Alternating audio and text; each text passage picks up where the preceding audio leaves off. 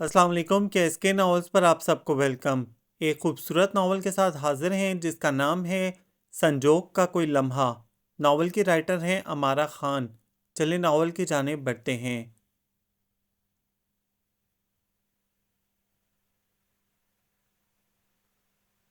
وہ انتہائی خوفزدہ بغیر کسی طرف دیکھے تیزی سے بھاگ رہی تھی۔ اس کا دماغ خالی ہو رہا تھا، اسے خود اپنی ہی چیخوں کی آواز سنائی نہیں دے رہی تھی۔ تبھی سنسناتی ہوئی گولی اس کے بازو کو چھوتی ہوئی گزری، گویا اس کے بازو میں گرم آگ سی اتر گئی اور پھر اس کا ذہن تاریکی میں ڈوبتا چلا گیا۔ آہ اماں اماں، بیٹی میں تمہارے پاس ہوں، ایک نرم شفیق آواز پر اس نے بمشکل آنکھیں کھولیں۔ بزرگ خاتون کے چہرے پر شفقت سے پر نرم مسکراہٹ بکھری ہوئی تھی، پر وہ اس کی اماں تو نہ تھیں۔ اس نے دوبارہ آنکھیں موند لیں۔ بی بی جان، آپ ان کا خیال رکھیے گا، ایک مردانہ آواز آہستہ سے ابھری۔ ہاسپٹل میں زخمیوں کی تعداد اتنی زیادہ ہے کہ ان کو صرف مرہم پٹی کر کے رخصت کر دیا۔ اپنے گھر والوں یا رشتہ داروں کے متعلق تو یہ ہوش آنے پر بتا سکیں گی، لہٰذا جب تک کے لیے میں انہیں گھر لے آیا۔ بیٹا اچھا کیا جو اسے یہاں لے آئے، تمہیں دیر ہو رہی ہے، تم جاؤ، میں اس کا خیال رکھوں گی۔ اچھا بی بی جان، خدا حافظ۔ اس پر پھر بے ہوشی کی کیفیت طاری تھی۔ اس نے آنکھیں کھول کر ارد گرد نگاہ دوڑائی۔ بہت خوبصورت بیڈ روم تھا، لیکن اس کے لیے نہایت اجنبی۔ ایسے بیڈ روم کے خواب تو بس اس کی آنکھوں میں سجے تھے، حقیقت میں تو کبھی نہیں دیکھے تھے۔ اوہ شکر ہے خدا کا، آپ کو ہوش آ گیا۔ ایک مردانہ آواز پر اس نے چونک کر مڑ کر دیکھا۔ فوجی یونیفارم میں ملبوس لمبا چوڑا سرخ و سفید وجیح شخص کھڑا تھا۔ گھنی مونچھوں کے نیچے اس کے لبوں پر پرخلوص مسکراہٹ تھی۔ آپ کون ہیں اور میں یہاں کیسے آ گئی؟ اس کو دیکھ کر وہ خاصی گھبرا گئی تھی۔ جی نہیں، پہلے آپ کو اپنا تعارف کرانا پڑے گا، میں ربیہ ہوں اور میں کیپٹن ایمل خان ہوں۔ خان، ایمل خان، وہ منہ ہی منہ میں بڑبڑائی۔ تو تم وہی ہو، تم وہی درندے ہو۔ اس کی آنکھوں میں وحشت ابھر آئی۔ اس نے جھپٹ کر اس کا گریباں پکڑ لیا۔ تم وہی ہو، تم نے مار ڈالا میری ماں کو، میرے بھائی کو، تم نے سب کو مار ڈالا، تم نے سب کو جلا دیا، سب ختم کر دیا، اب مجھے مارنے آئے ہو؟ میں تمہیں زندہ نہیں چھوڑوں گی، میں ان سب کا بدلہ لوں گی، میں ختم کر دوں گی تمہیں۔ وہ زور زور سے چیخ رہی تھی۔ اس کے نازک ہاتھ بھی اس کی گردن دبوچنے کی کوشش کر رہے تھے۔ کیپٹن ایمل خان نے اس سے ایک لفظ بھی نہ کہا، خاموشی سے سنتا رہا تاکہ اس کے دل کا غبار نکل جائے۔ البتہ اس کے ہاتھ مضبوطی سے پکڑ لیے۔ چھوڑ دو مجھے درندوں، مجھے چھوڑ دو، وہ بدستور چیخ رہی تھی۔ تبھی اس کی چیخوں سے گھبرا کر بی بی جان جلدی سے آئیں۔ کیا ہوا میری بچی؟ انہوں نے اسے چمکارا۔ ان کے چہرے پر چمکتی شفیق مسکراہٹ اسے بالکل اپنی امی جیسی لگی۔ اماں، وہ روتی ہوئی ان سے چمٹ گئی۔ اماں، مجھے ان درندوں سے بچا لو۔ اماں، یہ پھر ہمیں ختم کرنے آ گئے۔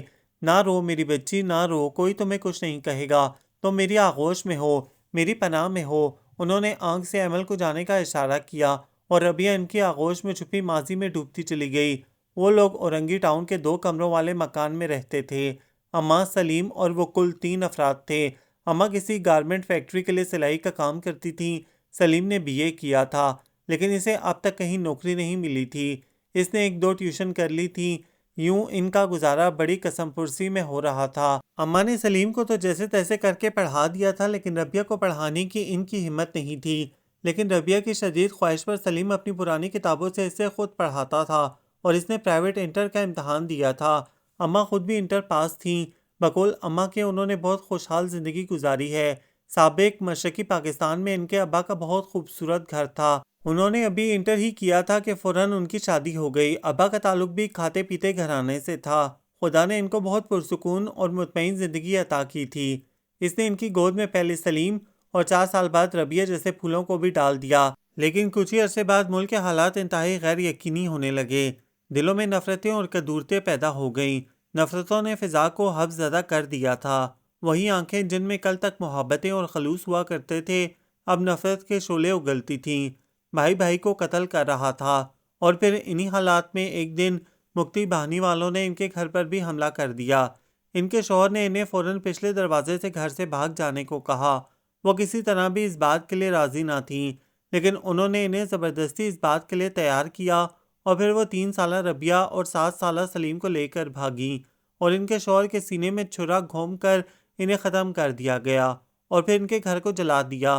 وہ کسی نہ کسی طرح اپنے ماں باپ کے گھر پہنچی، لیکن وہاں بھی جلی ہوئی لاشوں اور جلے ہوئے گھر کے سوا کچھ نہ تھا، اور پھر انہیں کچھ خبر نہیں کس ہمدرد نے انہیں مغربی پاکستان تک بھجوایا۔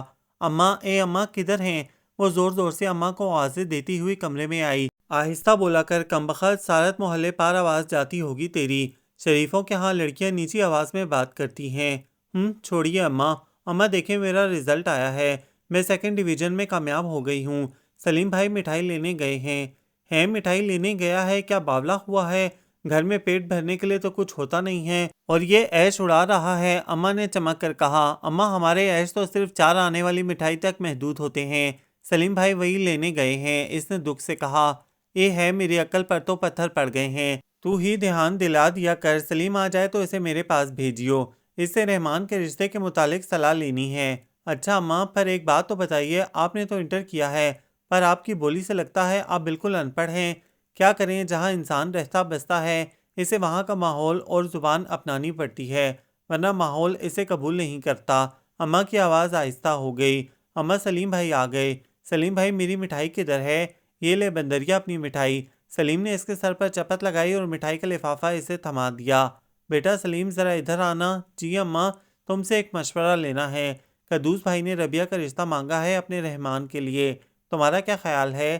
اماں ابھی تو ربیہ بہت چھوٹی ہے اور پھر وہ BA کرے گی، جبکہ رحمان بالکل ان پڑھ ہے۔ غریبوں کی بیٹیاں جتنی جلدی اپنے گھر کی ہو جائیں اچھا ہے، اور ہمیں کون سا ابھی شادی کرنی ہے؟ رحمان اچھا کماتا ہے، اس کی درزی کی دکان خوب چلتی ہے۔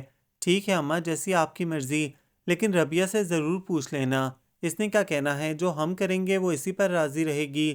نہیں اماں، لڑکی سے اس کی مرضی معلوم کرنا بہت ضروری ہوتا ہے۔ اچھا پوچھ لوں گی، اس کے کون سے بیسیوں رشتے آئے ہیں جو وہ نہ یا ہاں کرے؟ اماں نے بڑبڑاتے ہوئے کہا۔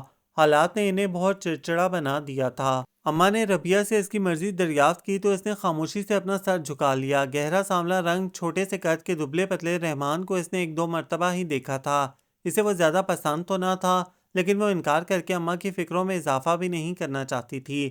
اسی صورت میں جب کہ ان غریبوں کے ہاں رشتہ مانگنے کے لیے کوئی گھر میں قدم ہی نہ رکھتا تھا، وہ شکل و صورت میں بالکل اماں پر پڑی تھی۔ کھلتی ہوئی گندمی رنگت، سیاہ لمبے بال اور خوبصورت نین نقش نے اسے خاصا خوبصورت بنا دیا تھا، اگرچہ اسے اپنی خوبصورتی کا قطعاً احساس نہ تھا۔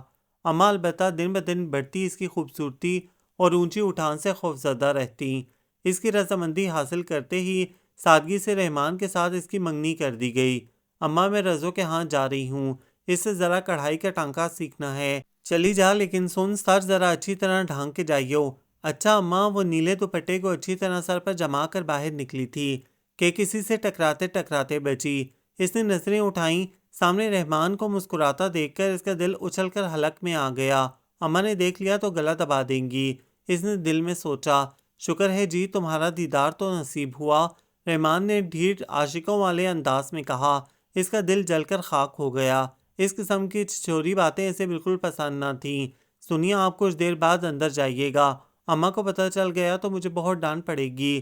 جو حکم سرکار کا، رحمان نے سینے پر ہاتھ رکھ کر کہا، اور وہ جھپاک سے برابر رضو کے گھر میں چلی گئی۔ وہ رضو سے کڑھائی سیکھ رہی تھی، لیکن اس کا دھیان نہیں لگ رہا تھا۔ کیا بات ہے ربیہ، تیرا دماغ کہیں اور ہے، ٹھیک سے دھیان نہیں دے رہی؟ رضو نے پوچھا تو اس نے ساری بات بتا دی۔ مجھے اس کی جورو کے غلام والی حرکتیں بہت بری لگتی ہیں، اس نے دان کچکچا کر کہا۔ ارے یہ تو تیری خوش قسمتی ہے، لڑکیاں تو ایسا ہی دلہا چاہتی ہیں، لیکن مجھے نہیں پسند۔ مجھے تو ایسے مرد پسند ہیں جو تحفظ دیں، جن میں مردانگی اور غیرت ہو۔ ربیہ آپا، تمہاری اماں بلا رہی ہیں، رضو کے چھوٹے بھائی نے اطلاع دی۔ اب خاطریں کرنی پڑیں گی اس کی، دیکھ لینا رضو، آج مزہ چکھا دوں گی اس کی جی حضوری کا۔ اس کی خوبصورت آنکھوں میں شرارت ناچ رہی تھی۔ رابی پاگل ہوئی ہو کیا، اپنی اماں سے جوتے کھانے ہیں؟ ارے نہیں رضو، وہ تو منہ سے کچھ بولے گا ہی نہیں۔ اچھا میں چلتی ہوں۔ وہ جلدی سے اپنے گھر میں داخل ہو گئی۔ حسب توقع اماں نے اسے چائے بنانے کا حکم دیا، اور ظاہر ہے چائے صرف 1 کپ بنتی، کیونکہ وہ لوگ اس سے زیادہ فضول خرچی کے متمحل نہیں ہو سکتے تھے۔ اس نے دل ہی دل میں مسکراتے ہوئے چینی کے بجائے نمک اور مرچیں ڈال دیں۔ اماں کے ہاتھ چائے بھیج کر اس نے چھوٹی کھڑکی سے کمرے کے اندر جھانکا۔ رحمان نے چائے کا پیالہ گھونٹ بھرتے ہی کھانسنا شروع کر دیا۔ بسم اللہ بسم اللہ، کیا ہو گیا بیٹا؟ کچھ نہیں، اس کے حلق سے بمشکل آواز نکلی۔ چائے تو ٹھیک ہے؟ ہاں چائے تو بہت اچھی بنی ہے۔ اس کی چھوٹی چھوٹی آنکھوں کی چمک بڑھ گئی۔ اس نے دوسرا گھونٹ بھرا اور اپنے چہرے کو بگڑنے سے بمشکل بچایا، اور پھر آہستہ آہستہ وہ پوری چائے پی گیا۔ ربیہ کو ہنسی روکنا مشکل ہو رہا تھا، وہ دل ہی دل میں اس کو مکمل عاشق مان چکی تھی۔ تو یہ چپکے چپکے اپنے منگیتر کو دیکھا جا رہا ہے۔ سلیم نے اس کی چٹیا کھینچتے ہوئے شوخی سے کہا۔ بھائی کو دیکھ کر وہ بری طرح شرمندہ ہو گئی، لیکن اس کی ہنسی ضبط کرنے کی کوشش میں ہوتا سو چہرہ دیکھ کر وہ فوراً سمجھ گیا کہ اس نے کوئی شرارت کی ہے۔ سیدھی شرافت سے بتاؤ کیا شرارت کی ہے؟ سلیم نے اس کا کان کھینچتے ہوئے پوچھا۔ کچھ نہیں، کچھ بھی تو نہیں، کوئی بات نہیں، میں سمجھ جاؤں گا۔ وہ ہنستا ہوا کمرے میں چلا گیا۔ سلیم کو انٹرویو دینے جانا تھا، اس لیے صبح جلدی جلدی ناشتہ کر رہا تھا۔ رحمان بھی دکان جانے سے پہلے ذرا دیر کو خالہ سے ملنے کے لیے آ گیا تھا۔ رحمان کو اماں کے ہاتھ چائے بھجوا کر وہ صفائی میں لگ گئی۔ تبھی اچانک فضا فائرنگ اور دھماکوں کی آواز سے گونج اٹھی۔ سلیم اور رحمان تیزی سے باہر کی طرف دوڑے، لیکن اماں نے انہیں راستے میں روک لیا۔ نہیں، تم دونوں باہر نہیں جاؤ گے، کہیں سے بھی کوئی گولی آ کر تم دونوں کو بھی لگ سکتی ہے۔ لیکن اماں، باہر جا کر دیکھنا تو چاہیے، آخر کیا ہو رہا ہے؟ سلیم نے احتجاج کیا۔ نہیں، تم باہر نہیں جاؤ گے، مجھے پتا ہے باہر کیا ہو رہا ہوگا، میں یہ سب کھیل ایک بار پہلے بھی دیکھ چکی ہوں۔ اماں ان دونوں کے سامنے چٹان کی طرح کھڑی تھی۔ مجبوراً وہ دونوں وہیں کھڑے رہے۔ کچھ دیر بعد سلیم کو کچھ خیال آیا، وہ تیزی سے رحمان کو لے کر اوپر چھت پر گیا۔ تھوڑی دیر بعد وہ دونوں نیچے اترے تو ان کی آنکھیں خون اگل رہی تھیں۔ نہیں اماں، تم ہم کو نہیں روک سکتی، وہ منشیات فروش اسمگلر ختم کر رہے ہیں سب کو، ہمارے بھائیوں کو، بہنوں کو، بچوں کو، اور ہم عورتوں کی طرح چوڑیاں پہنے گھر میں بیٹھے رہیں۔ اماں، ہمیں بزدلی کا سبق مت سکھاؤ، ہمارے راستے سے ہٹ جاؤ۔ وہ دونوں موٹا سا جالے صاف کرنے والا ڈنڈا اٹھا کر باہر نکل گئے اور اماں وہیں اپنا دل تھام کر بیٹھ گئیں۔ وہ بے انتہا خوفزدہ اور سہمی ہوئی دروازہ بند کرنے آئی، اور چند سیکنڈ میں اس نے کیا کیا قیامت خیز نظارے دیکھ لیے۔ اماں یہ کیا ہو رہا ہے؟ اماں یہ انسانوں کو کیا ہو گیا ہے؟ یہ وحشی درندے کیوں بن گئے؟ اس کی آنکھوں میں آنسوؤں کا سیلاب امڈا، اس کا دل پھٹا جا رہا تھا۔ اماں تم بتاتی کیوں نہیں ہو؟ یہ سب ایسا کیوں کر رہے ہیں؟ ربیہ اماں کو جھنجھوڑ جھنجھوڑ کر جواب طلب کر رہی تھی، لیکن ان کو تو گویا سکتہ ہو گیا تھا۔ اماں، کیا ایک بار پھر بنگلہ دیش بن رہا ہے؟ ہم اب کہاں جائیں گے؟ اماں، آخر ہم کب تک ہجرت کرتے رہیں گے؟ کب ہم اپنوں میں جائیں گے؟ کب ہمیں محفوظ چھت ملے گی؟ اماں تم بولتی کیوں نہیں ہو؟ وہ اماں سے چمٹ کر بری طرح رو دی۔ تبھی ہلکے سے کھٹکے کی آواز آئی۔ اماں کی گویا تمام حسیات بیدار ہو گئیں اور ربیہ کو فوراً چھپ جانے کی ہدایت کر کے صحن میں آئیں۔ ربیہ نے بجائے چھپنے کے صحن میں جھانکا اور پھر اماں کے ساتھ ساتھ اس کی بھی ایک دلخراش چیخ نکل گئی۔ سلیم نہایت زخمی حالت میں صحن میں پڑا تھا۔ کلیشنکوف اور دیگر اسلحے سے لیس ہمراہ آوروں کا مقابلہ نہتے عوام کس طرح کر سکتے تھے؟ وہ تیزی سے بھائی کے پاس آئی جس کے لبوں پر آخری الفاظ تھے۔ اماں، رحمان بھی ختم ہو گیا، ربیہ کی حفاظت کر۔ اس کی سانس کی ڈوری ٹوٹ گئی۔ آخر وقت میں بھی اس کے لبوں پر بہن کے تحفظ کے الفاظ تھے۔ ربیہ اپنے چہیتے بھائی کی لاش سے چمٹ کر دھاڑے مار مار کر رونے لگی، لیکن اماں نے بیٹے کا غم کرنے کے بجائے اس کی وصیت پورے کرنے کا ارادہ کیا۔ انہوں نے فوراً دروازہ بند کیا اور ربیہ کا ہاتھ پکڑ کر گھسیٹا۔ اماں، مجھے چھوڑ دو، مجھے میرے بھائی کے پاس رہنے دو، میں اسے اکیلا نہیں جانے دوں گی۔ اس کی آوازاری اور دلخراش چیخوں سے خود اماں کا دل پھٹا جا رہا تھا، لیکن انہوں نے اپنے جوان بیٹے کی موت پر 2 آنسو بھی نہ بہائے اور بیٹی کی حفاظت کے اقدام کرنے لگیں۔ کمرے میں ایک کونے میں تخت پر بستر رکھے تھے، انہوں نے 2-3 لحاف گدے ہٹانے کے بعد اسے لیٹنے کا حکم دیا۔ نہیں اماں، مجھ پر یہ ظلم نہ کرو، مجھے بھی میرے بھائی کے ساتھ مر جانے دو۔ وہ ان سے چمٹ گئی۔ یہاں بات صرف جان کی نہیں، عزت کی ہے۔ ہم جان دے سکتے ہیں، عزت نہیں۔ کیا تو اپنے بھائی کی آخری خواہش پوری نہیں کرے گی؟ اماں، وہ روتی ہوئی بستر میں دبک کر لیٹ گئی اور سن چاہے کتنا ہی دلخراش منظر کیوں نہ دیکھ لے، منہ سے آواز نہیں نکالے گی۔ مجھ سے وعدہ کر۔ میں وعدہ کرتی ہوں اماں، اللہ تیری حفاظت کرے۔ اماں نے بقیہ لحاف اور گدے اس کے اوپر ڈال دیے اور پھر اپنے جوان بیٹے کی لاش کے پاس بیٹھ کر آوازاری کرنے لگیں۔ گلیوں اور سڑکوں پر ابھی تک آگ اور خون کی ہولی جاری تھی۔ ایک دستی بم ان کے دروازے کے قریب آ کر پھٹا۔ دروازہ اور دیوار فوراً تباہ ہو گئے۔ ایک اینٹ اماں کے سر پر آ کر لگی اور وہ وہیں ڈھیر ہو گئیں اور اس کے حلق سے ایک چیخ تک نہیں نکلی۔ البتہ اس کا دل شدت غم سے پھٹا جا رہا تھا۔ اماں بھی اپنے بیٹے کے پاس چلی گئیں، اسے تنہا چھوڑ کر۔ وہ بستروں سے باہر نکلی، اماں کی بے نور آنکھوں میں جھانکتے ہوئے اس کے منہ سے دلخراش چیخیں نکل گئیں۔ اسے کچھ ہوش نہیں رہا، نہ اماں کا وعدہ یاد رہا، نہ بھائی کی خواہش۔ وہ انتہائی خوفزدہ تیزی سے چیختی ہوئی باہر بھاگی اور بھاگتی چلی گئی۔ اسے ایسا محسوس ہو رہا تھا کہ اماں اس کے بالوں میں پیار سے انگلیاں پھیر رہی ہوں۔ اس نے فوراً آنکھیں کھول دیں، لیکن وہاں بی بی جان ان کے پاس بیٹھی پیار سے اس کے بالوں میں انگلیاں پھیر رہی تھیں۔ آپ میری اماں نہیں ہیں، پھر مجھ سے اتنی محبت کیوں کر رہی ہیں؟ اس نے ان کے ہاتھ تھام لیے۔ بیٹی، ماں سب کے لیے ماں ہوتی ہے، میری تو کوئی بیٹی بھی نہیں ہے، مجھے تو تم اپنی سگی بیٹی لگتی ہو۔ جی، اور ہمیں اپنی سگی بہن۔ ہاں تو بہن صاحبہ، یہ بتائیے کہ آپ بستر کب تک سنبھالیں گی؟ آپ نے تو ہمیں بور کر کے رکھ دیا، اب بقیہ خدمتیں بعد میں کروا لیجیے گا۔ ایک شوق سی مزانہ آواز پر اس نے مڑ کر دیکھا۔ 21-22 سال کا سرخ و سفید وجیح نوجوان کھڑا تھا، لیکن یہ یقیناً کیپٹن ایمل خان نہیں تھا۔ کیا دیکھ رہی ہیں جناب؟ خادم کو شاہریز خان کہتے ہیں۔ آپ یا تو مجھے بھائی جان کہہ دیں یا مجھے باجی کہنے کا حق دے دیں، اس کا فیصلہ میں آپ پر چھوڑتا ہوں۔ ویسے بھی خواتین اپنی عمر کے معاملے میں خونخوار بلی کی طرح ہو جاتی ہیں، اس نے مسکراتے ہوئے کہا، لیکن شاہریز خان کے نام سے اس کے چہرے پر ناگوار تاثرات ابھرے۔ بیٹی، تم اس کی باتوں کو برا مت ماننا، بہت شریر اور باتونی ہے۔ انہوں نے شاید اس کے چہرے کے ناگوار تاثرات کو بھانپ لیا تھا۔ نہیں، ایسی تو کوئی بات نہیں، اس نے آہستہ سے کہا۔ تم اس سے باتیں کرو، میں تمہارے لیے سوپ لے آؤں۔ انہوں نے اس کا ماتھا چوما۔ اور ہاں شہری، بہن کو تنگ مت کرنا، وہ بہنیں تو ہوتی ہی اس لیے ہیں کہ انہیں تنگ کیا جائے۔ شہری ان کے جانے کے بعد بولا، پورے 22 سال کے بعد تو بہن ملی ہے۔ کیوں بہنا، تم نے اپنا نام تو بتایا نہیں؟ اس نے بھائیوں جیسی محبت سے کہا تو سلیم بھائی کو یاد کر کے اس کی آنکھیں بھیگ گئیں۔ بس آج یہ آخری بار آپ کی آنکھوں میں آنسو آ رہے ہیں، اس کے بعد ان آنکھوں میں ہمیشہ ہنسی اور خوشی ہونی چاہیے، آنسو نہیں۔ بی بی جان اور شہری اتنی زیادہ اس پر محبتیں نچھاور کر رہے تھے، اگرچہ یہ لوگ اس برادری سے تعلق رکھتے تھے جو اس کی ماں اور بھائی کے قاتل تھے، لیکن اس کے باوجود وہ چاہنے جانے کے باوجود ان سے نفرت نہیں کر پا رہی تھی۔ مجھے اپنی اماں اور بھائی کا غم اپنے دل میں ہی سمو لینا چاہیے، اس کی تشہیر کرنے کا کوئی فائدہ نہیں۔ اماں کہتی تھی دکھوں کو اپنے سینے میں چھپا کر رکھنا چاہیے۔ میرا نام ربیہ ہے۔ اس نے ان محبتوں کو قبول کرنے کے لیے قدم بڑھایا۔ بہت اچھا نام ہے ربیہ، تو میں تم کو رابی کہوں یا باجی؟ رابی، اس نے آہستہ سے کہا، گویا تم یہ ثابت کرنا چاہ رہی ہو کہ تم مجھ سے چھوٹی ہو۔ نہیں نہیں، ایسی کوئی بات نہیں، میں تم کو شہری کہوں گی۔ ٹھیک ہے پارٹنر، آج سے ہماری دوستی پکی۔ اب تم فوراً یہ بستر چھوڑ دو کیونکہ مجھے روتے بسورتے چہرے بہت برے لگتے ہیں۔ منہ ہاتھ دھو کر فوراً لان میں آ جاؤ، میں وہیں ہوں۔ ٹھیک ہے، رابی نے آہستہ سے کہا۔ لان کی طرف آتے ہوئے چکنے فرش پر چلتے ہوئے کئی بار اس کے قدم لڑکھڑائے۔ لان بہت خوبصورت تھا، وہ آہستہ آہستہ چلتی ہوئی شہری کے برابر میں آ کر بیٹھ گئی۔ اسے اس ماحول میں بہت اجنبیت محسوس ہو رہی تھی۔ شہری، یہ بتاؤ میں یہاں تمہارے گھر کیسے آئی؟ اس نے سوپ پیتے ہوئے پوچھا۔ اپنے ہیرو کیپٹن ایمل تمہیں لے کے آئے تھے۔ میں تو دعائیں دیتا ہوں اپنے لالا کو کہ انہوں نے میرے لیے ایک بہن لا کر دی۔ رابی، جو برابر والا بنگلہ ہے اس میں ایک لڑکی رہتی ہے، نام ہے اس کا مہوش، لیکن ہے بڑی کالی سی بھینگی سی یوں۔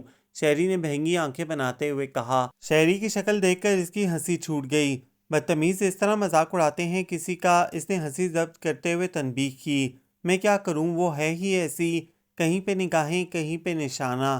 ایک مرتبہ کیا ہوا، میں یونیورسٹی جا رہا تھا، یہ اپنے گیٹ پر کھڑی میری طرف دیکھ کر مجھے اشارے سے بلانے لگی، گو کہ مجھے یہ اتنی پسند نہیں تھی۔ پھر بھی میں بڑا خوش ہوا کہ کسی لڑکی نے لفٹ تو کرائی، لیکن قریب جانے پر اس نے مجھے ڈانٹتے ہوئے بتایا کہ اس نے مجھے نہیں بلکہ میرے نزدیک کھڑے جمعدار کو بلایا تھا۔ شہری نے اتنے دلچسپ انداز میں قصہ سنایا کہ ہنستے ہنستے اس کی آنکھوں میں آنسو آ گئی، چہرہ گلابی ہو گیا۔ تبھی کیپٹن ایمل جیپ سے اتر کر لان میں آتے ہوئے اسے دیکھ کر حیران رہ گیا۔ شاہریز اسے اتنی جلدی زندگی اور کہکوں کے قریب لے آیا تھا۔ ہیلو شہری، کیا ہو رہا ہے؟ ایمل نے بظاہر ایک چٹتی سی نگاہ اس پر ڈالتے ہوئے شاہریز سے پوچھا۔ وہ اس کے اچانک وارد ہونے سے پہلے تو گھبرائی اور پھر غصے سے اس کا چہرہ سرخ ہو گیا۔ ایمل کنکھیوں سے اس کی بدلتی کیفیت کا جائزہ لے رہا تھا۔ کیا بات ہے رابی، تمہاری طبیعت تو ٹھیک ہے؟ شہری نے اس سے پوچھا، جو غصے میں کھڑی ہو گئی تھی۔ غصے سے اس کے بدن میں چونڈیاں سی رینگ رہی تھیں۔ شاہریز اور بی بی جان سے تو اسے چند گھنٹوں میں ہی اتنی محبت محسوس ہونے لگی تھی، لیکن کیپٹن ایمل سے اسے انتہائی نفرت تھی، شاید اس لیے کہ اس کا سرخ و سفید رنگ، گھنی مونچھیں اور لمبا چوڑا وجود ان حملہ آوروں سے مشابہ تھا جنہوں نے اس کی آنکھوں کے سامنے اس کی ماں کو ختم کر دیا، اور وہ چیخ تک نہیں سکی تھی۔ اس کا دل چاہتا تھا کہ اپنی ماں اور بھائی کے خون کا حساب لے۔ جس طرح وہ لہو لہان ہوئے تھے، اسی طرح کیپٹن ایمل کی زندگی کا روح سے رشتہ منقطع کر دے۔ وہ اس پر سرد اور کٹیلی نگاہ ڈالتے ہوئے تیزی سے اندر چلی گئی۔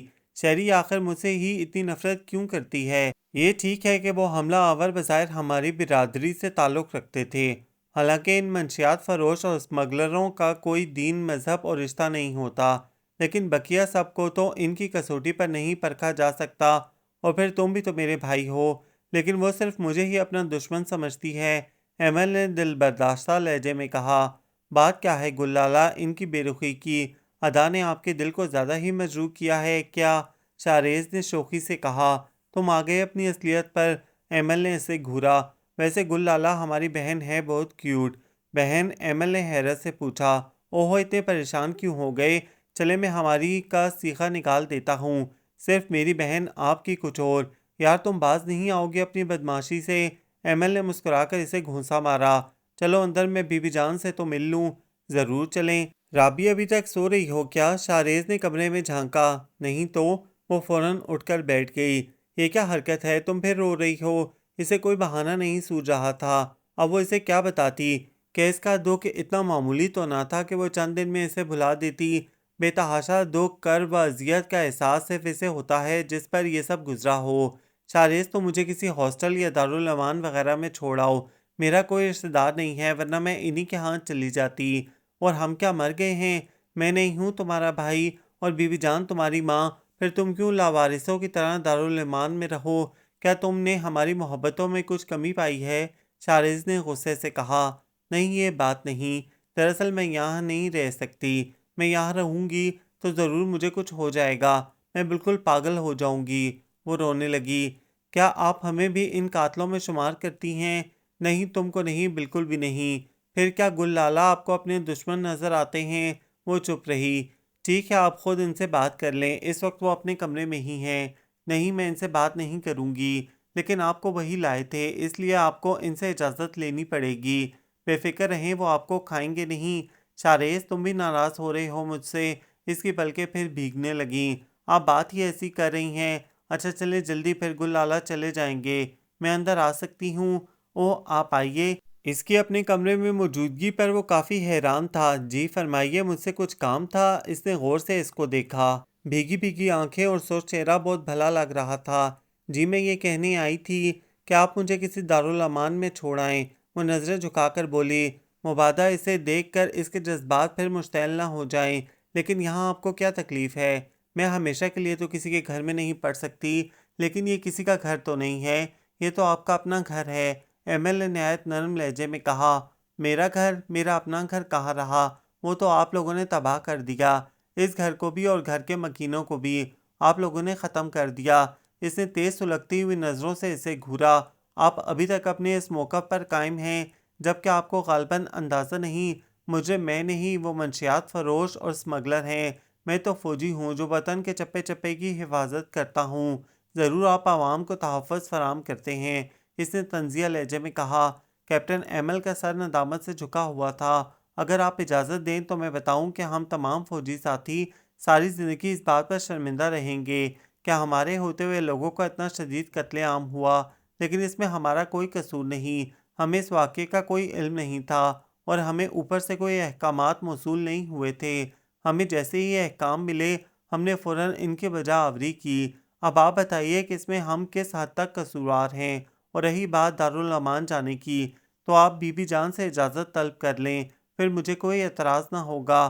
کیپٹن ایمل نے بات ختم کرتے ہوئے کہا، اور وہ مایوس سی واپس آ گئی۔ اسے یقین تھا کہ بی بی جان اسے کبھی اجازت نہیں دیں گی۔ رابی، یہ تم ہر وقت کیا سوچتی رہتی ہو؟ شہری نے اس کے سر پر چپت لگائی۔ کچھ نہیں، وہ مسکرائی۔ دیکھو آج کیا آفت موسم ہو رہا ہے، پتہ ہے ایسے موسم میں میرا دل چاہتا ہے میں کسی حسین سی لڑکی کے ساتھ آؤٹنگ پر جاؤں، ہوٹل میں اس کے ساتھ بیٹھ کر آئس کریم کھاؤں، تو لوگ مڑ مڑ کر دیکھیں کہ لڑکا تو بہت سمارٹ اور لکی ہے، اتنی خوبصورت لڑکی کے ساتھ بیٹھا ہے۔ میں نے یونیورسٹی میں آج بہت کوشش کی کہ کوئی لڑکی راضی ہو جائے، ایک دو کو تو بروسٹ اور کباب کا لالچ بھی دیا، لیکن ہر طرف نو ویکینسی کا بورڈ لگا تھا۔ شاریز نے منہ بنا کر مزے سے کہا۔ اوفو شہری، تم ہو کیا چیز؟ ربیہ نے ہنستے ہوئے کہا۔ لگتا ہی نہیں کہ انجینئر بن رہے ہو، اس قدر غیر سنجیدہ رہتے ہو۔ کیوں، انجینئروں کے کیا سینگ ہوتے ہیں، یا وہ اتنے بوڑھے کھوسٹ ہو جاتے ہیں کہ سنجیدہ ہو جائیں؟ ویسے یہ تم لڑکیوں کی باتیں کچھ زیادہ نہیں کرتے؟ اس نے شوخی سے پوچھا۔ لڑکیاں بھی تو زیادہ تر لڑکوں کی باتیں کرتی ہیں۔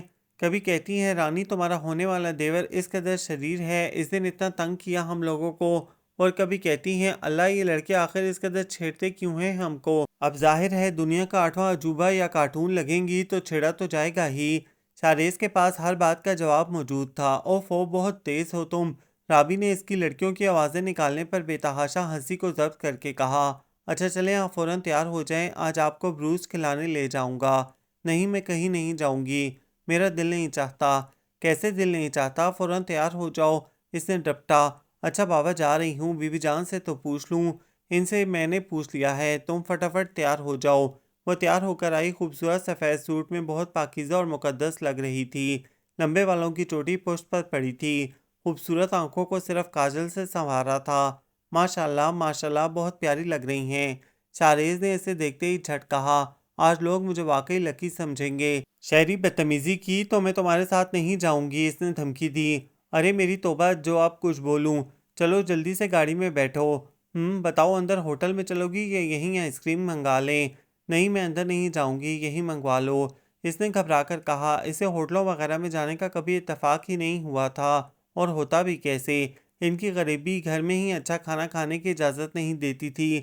وہ لوگ آئس کریم کھا کر واپس آ رہے تھے۔ ایک جگہ خوبصورت سجی ہوئی کوٹھی کے سامنے شاہریز نے گاڑی روکی۔ وہاں دور تک گاڑیوں کی لائنیں لگی ہوئی تھیں، شاید کوئی تقریب تھی۔ یہاں کیوں روک لی؟ رابی مجھے ایک کام ہے، ذرا تم یہیں بیٹھی رہو، میں ابھی آتا ہوں۔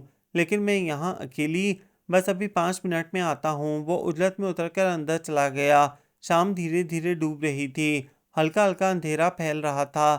دور سے شاہریز آتا ہوا دکھائی دیا۔ اوفو شہری، تمہارے 5 منٹ پورے 10 منٹ میں ہوئے ہیں، اتنی دیر کر دی، مجھے ڈر لگ رہا تھا، اس نے گاڑی کا دروازہ کھولتے ہوئے شاہریز سے کہا۔ اتریے، آپ کو اندر چلنا ہے۔ کیپٹن ایمل کی بھاری آواز سن کر وہ حیران رہ گئی۔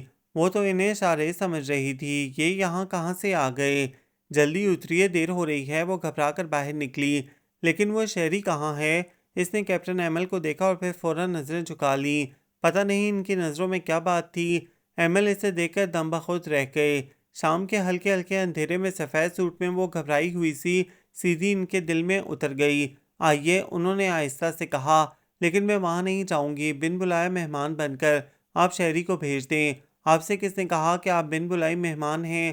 آپ کو تو خاص طور پر انوائٹ کیا تھا۔ لیکن آئیے بھی۔ ایمل چل دیے، مجبوراً اسے بھی قدم اٹھانا پڑا۔ شہری کے بچے کو چھوڑوں گی نہیں، اس نے سوچا۔ اندر جھلملاتی روشنیوں، زندگیوں اور کہکوں کا طوفان تھا۔ لان میں بہت سارے اجنبیوں، ماڈرن اور فیشنیبل لڑکیوں اور ہیرو بنے ہوئے لڑکوں کو دیکھ کر وہ خاصی گھبرا گئی۔ یوں بھی مکس گیدرنگ سے اس کا پہلی مرتبہ واسطہ پڑا تھا۔ اس نے گھبرا کر کیپٹن ایمل کو دیکھا۔ اتنے ڈھیر سارے اجنبیوں میں وہی شناسا چہرہ تھا۔ کیا بات ہے، اتنا گھبرا کیوں رہی ہو؟ انہوں نے اس پر جھک کر آہستہ سے پوچھا۔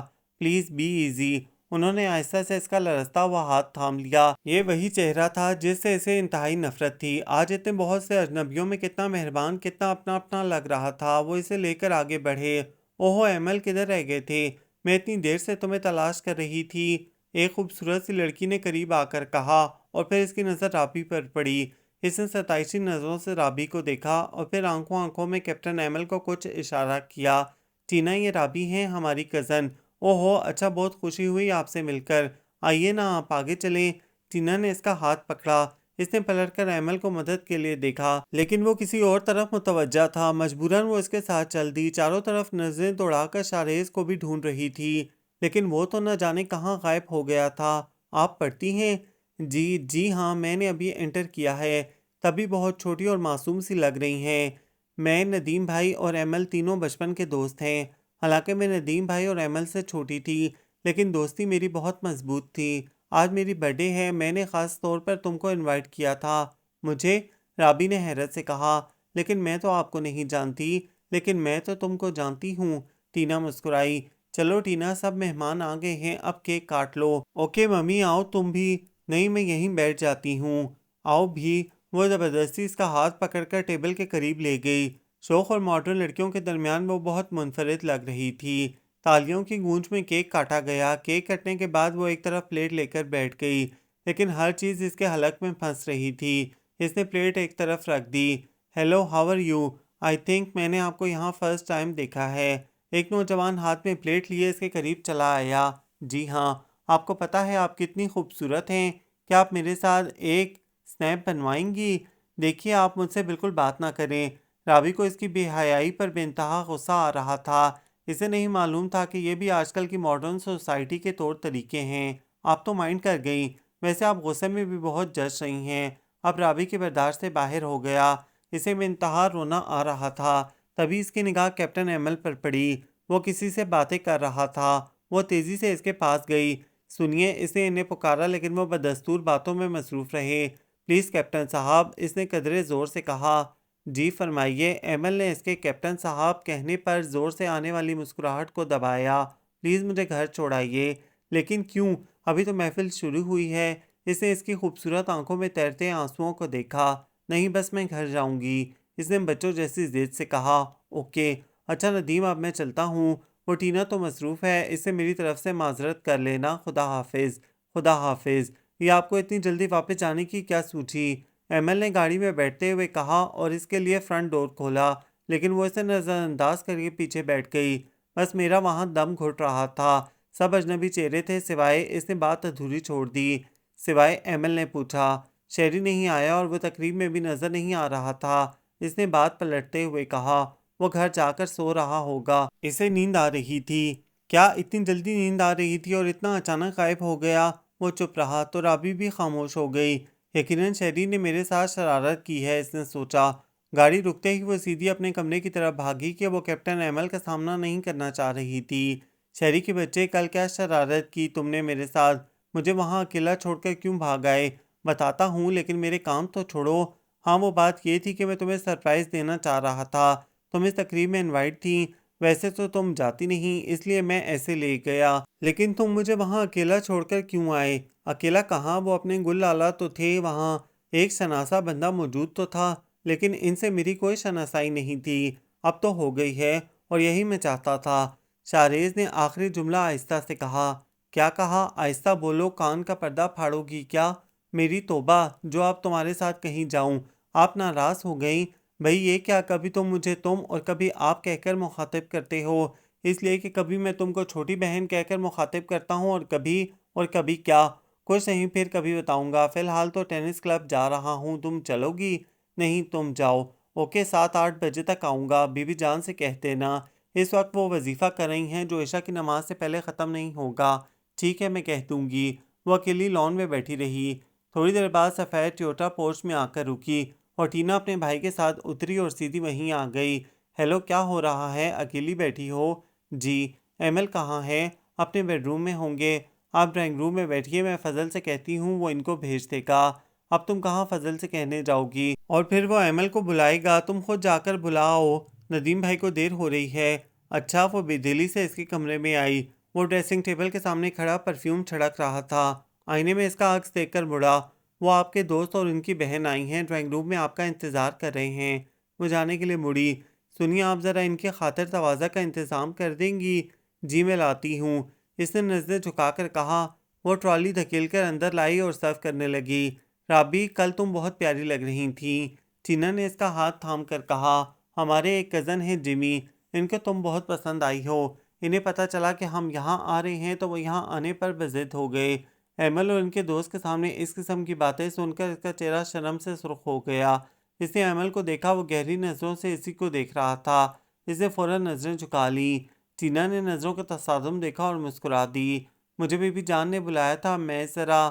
کوئی بات نہیں، تم جاؤ، ٹینا نے کہا۔ اس کے جانے کے بعد ٹینا اور ندیم نے مل کر ایمل کو خوب چھیڑا۔ ویسے ایمل تمہاری پسند ہے، بہت زبردست، مجھے بہت اچھی لگی، ٹینا نے کہا۔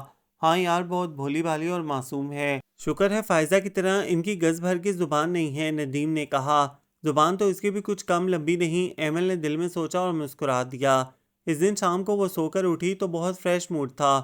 منہ ہاتھ دھو کر وہ لان میں آ رہی تھی، تبھی اس کی نگاہ اس شخص پر پڑی۔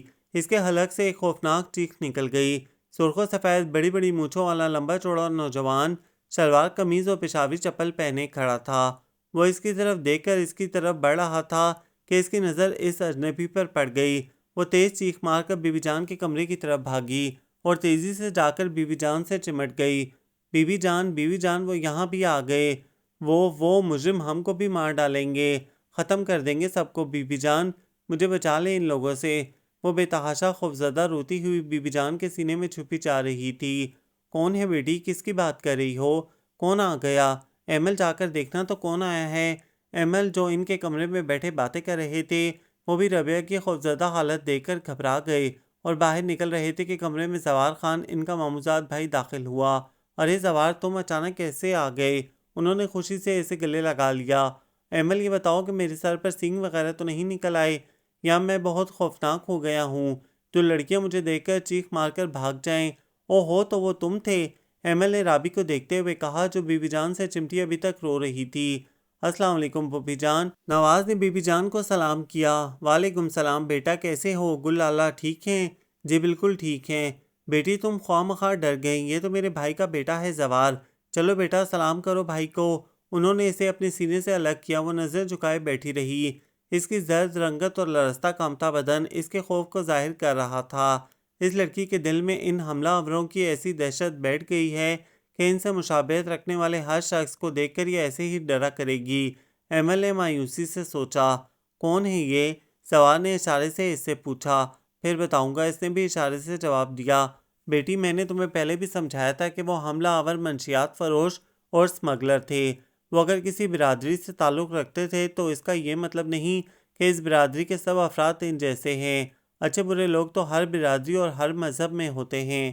تمہیں بالکل خوفزدہ ہونے کی ضرورت نہیں ہے۔ تم اپنے کمرے میں جاؤ۔ ایمل تم اسے چھوڑ آؤ۔ آئیے۔ وہ ایمل کے ساتھ اپنے کمرے تک آئی۔ رابی جی، کسی ایک کی کسوٹی پر تمام انسانوں کو نہیں پرکھا جاتا۔ تم صرف تاریک پہلو کیوں دیکھتی ہو؟ روشن پہلو کیوں نہیں دیکھتی؟ شاریز اور بی بی جان بھی تو اسی برادری سے تعلق رکھتے ہیں، لیکن وہ تم سے کس قدر محبت کرتے ہیں۔ تم ہمارے ساتھ رہ کر ہمیں سمجھنے کی کوشش کرو تو تمہیں ہمارے دل بہت وسیع اور محبت سے پر ملیں گے، اور ویسے بھی تمہیں ڈرنے کی ضرورت نہیں۔ چاہے کوئی بھی آ جائے تم ہماری پناہ میں ہو۔ جاؤ اب آرام کرو اور رونا مت۔ شہری آئے گا تو میں اسے یہاں بھیج دوں گا۔ وہ چپ چاپ اپنے کمرے میں آ گئی۔ ہاں بتاؤ زوار، کیسے آنا ہوا؟ ایمل نے بیڈ پر لیٹتے ہوئے کہا۔ گلمینا کی شادی کا کارڈ دینے آیا ہوں، 1 مہینے پہلے سے آنا۔ تم لوگ تو یہاں کراچی میں آ کر ایسے رہے ہو کہ گاؤں کا راستہ ہی بھول گئے۔ کہاں یار، ابھی 3 مہینے پہلے تو آیا تھا۔ یہ بتاؤ بی بی جان نے تمہیں رابی کے متعلق بتایا؟ ہاں یار، بہت بڑا المیہ ہوا اس لڑکی کے ساتھ۔ یہاں کراچی میں جو ثانیہ ہوا، وہاں پشاور میں اور ہمارے گاؤں میں لوگوں کو سن کر یقین جانو اتنا دکھ ہوا کہ بس۔ اور زیادہ افسوس اس بات کا تھا کہ اس میں ہم لوگ بھی بدنام ہو رہے ہیں۔ ہاں یار، اس واقعے کے بعد لوگوں کی جو کیفیت ہے، اس کی ایک مثال تو تم نے دیکھ لی۔ اور ہیلو ہیلو ہیلو، آج تو ہمارے گھر کی قسمت جاگ اٹھی۔ زوار بھائی نے قدم رکھا ہے۔ شاریش شور مچاتا ہوا اندر داخل ہوا۔ ارے میرے شیر، زوار اس کے گلے لگ گیا۔ تجھے ہم سب لوگ بہت یاد کرتے ہیں۔ وہ تو ظاہر ہے، ہمیں بھلا کون بھول سکتا ہے۔ ویسے یہ آپ کی آمد کا مقصد کیا ہے، کچھ فرمائیں گے؟ گلمینا کی شادی ہے۔ ارے واہ، کیا زبردست نیوز سنائی ہے۔ ہم سب ابھی سے چلنے کو تیار ہیں۔ ویسے صرف گلمینا کی شادی ہے یا مجھے بھی سرا باندھ کر آنا پڑے گا؟ شاریز نے شوخی سے کہا۔ جی نہیں، فی الحال گلمینا کی شادی ہے اور ہمارا کم از کم 10 سال تک پلوشا کی شادی کرنے کا کوئی ارادہ نہیں، زوار نے مسکرا کر کہا۔ پھر تو جب تک میں بڈھا کھوسٹ ہو جاؤں گا نکلی بتیسی لگا کر دلہا بن کر آؤں گا، اس نے پوپلے بڈھوں کی طرح شکل بنا کر کہا۔ ایمل چھوٹے بھائی کی شرارتوں پر مسکرا رہا تھا۔ گل لالہ، رابی کہاں ہے؟ اچانک شاریز کو اس کا خیال آیا۔ ہاں خیال آیا، آج وہ زوار کو دیکھ کر کچھ اپسیٹ ہو گئی تھی۔ تم ذرا جا کر اس کا دل بہلاؤ۔ آپ نے پہلے کیوں نہیں بتایا؟ وہ ضرور رو رہی ہوں گی، میں انہیں دیکھتا ہوں۔ وہ تڑپ کر کھڑا ہو گیا اور فوراً اس کے کمرے کی طرف گیا۔ بیٹی، اب تمہاری طبیعت کیسی ہے؟ ٹھیک ہوں بی بی جان۔ صبح ناشتے کے بعد بی بی جان اسے اپنے کمرے میں لے آئی تھیں۔ بیٹی، پشاور کے قریب ہمارا گاؤں ہے، وہاں میرے بھائی اور دوسرے رشتہ دار رہتے ہیں۔ اگلے مہینے میری بھانجی کی شادی ہے، تم بھی ہمارے ساتھ جاؤ گی؟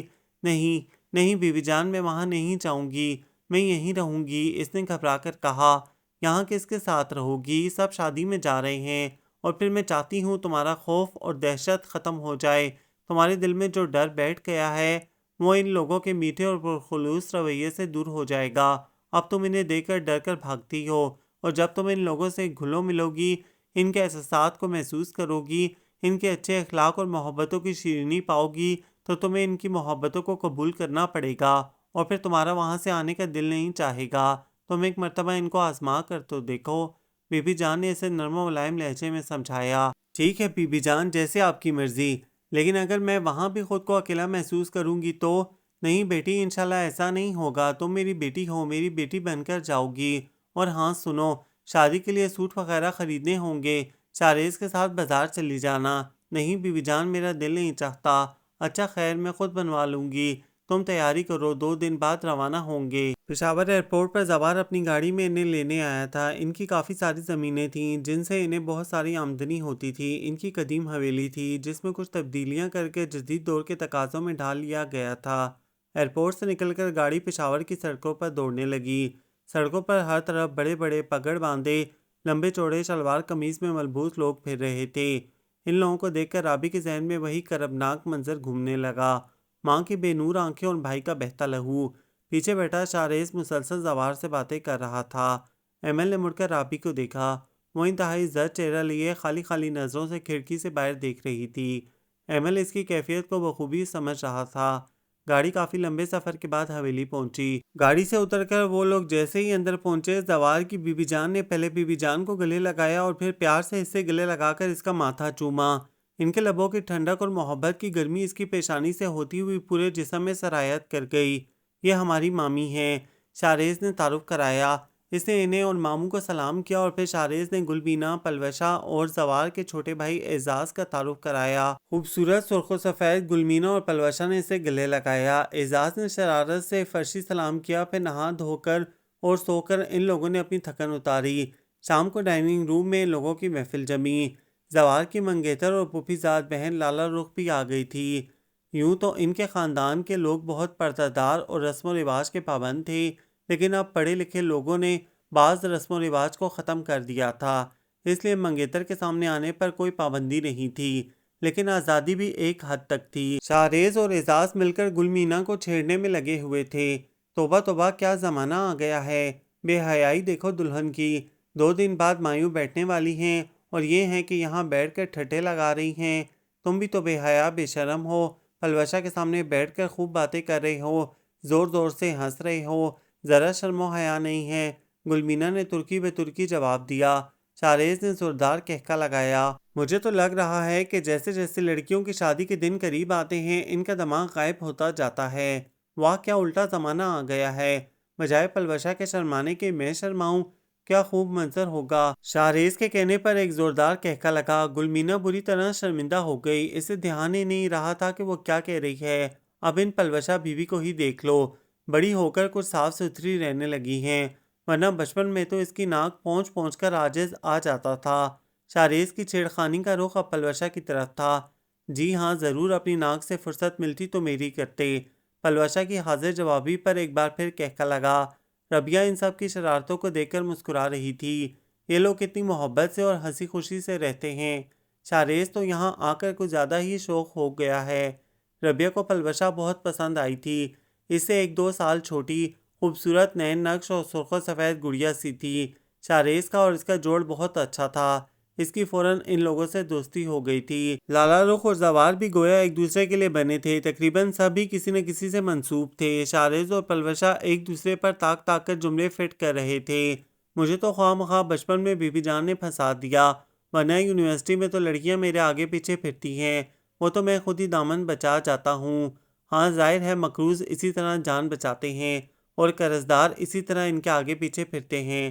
ان لوگوں سے بھی قرضہ لے رکھا ہوگا تم نے، کنگال نہیں ہوں میں تمہاری طرح، بہت پیسہ ہے میرے پاس، کیوں گل لالا؟ ہاں ضرور ہوگا بہت پیسہ کسی زمانے میں تمہارے پاس، لیکن وہ سارا پیسہ لڑکیوں کی لفٹ حاصل کرنے کے لیے خرچ کر دیا ہوگا اور اب قرضہ مانگ مانگ کر گزارا کر رہے ہو۔ شارز جیسا تیز انسان جو ہر کسی کو منٹوں میں چپ کرا دیتا تھا، اس کی یہاں ذرا نہیں چل رہی تھی۔ پلوشہ بڑے اطمینان سے اس کے ہر وار کا جواب شوخی سے دے رہی تھی اور شارز جھنجلا رہا تھا۔ آخر زوار اور ایمل نے ان دونوں کو روکا، ورنہ سچ مچ ان کے لڑ پڑنے کا ڈر تھا۔ لالا رخ نے سب چائے بنا کر ان لوگوں کو پیش کی۔ پلوشہ رابی کو اپنے خاندان کی باتیں بتا رہی تھی، اپنے خاندان کے لوگوں کا غائبانہ تعارف کروا رہی تھی۔ ان کی کس سے منگنی ہوئی ہے؟ اس نے آنکھ سے ایمل کی طرف اشارہ کر کے پوچھا۔ ایمل بھائی کی منگنی؟ وہ زور سے ہنسی اور پھر ایمل کو مخاطب کر کے کہنے لگی، ایمل بھائی رابی پوچھ رہی ہیں کہ آپ کی منگنی کس سے ہوئی ہے؟ پلوشہ نے بے جھجک سب کے سامنے ایمل سے کہا۔ تو وہ شرم سے کٹ کر رہ گئی۔ ایمل نے مسکرا کر گہری نگاہ اس پر ڈالی۔ بقیہ لوگ معنی خیز نگاہوں سے ان دونوں کو دیکھ رہے تھے۔ شرم سے سرخ چہرہ لیے اس سے نگاہیں اٹھانا مشکل ہو رہی تھیں۔ اس نے تو یوں ہی پوچھ لیا تھا کہ سب کسی نہ کسی سے منسوب ہیں، تو ایمل کی منگنی بھی ہو چکی ہوگی۔ اپنے گل لالہ کے لیے تو اللہ میاں نے آسمان سے ایک حور بھیجی ہے، انشاءاللہ اسی کے ساتھ منگنی ہوگی۔ کیوں گل لالہ؟ شاہریز نے کہا۔ اللہ تمہاری زبان مبارک کرے، ایمل نے آہستہ سے کہا۔ ہم لوگ بھی مشترکہ طور پر دعا کرتے ہیں کہ اللہ وہ حور سچ مچ تمہیں عنایت کر دے، زوار نے شوخی سے کہا۔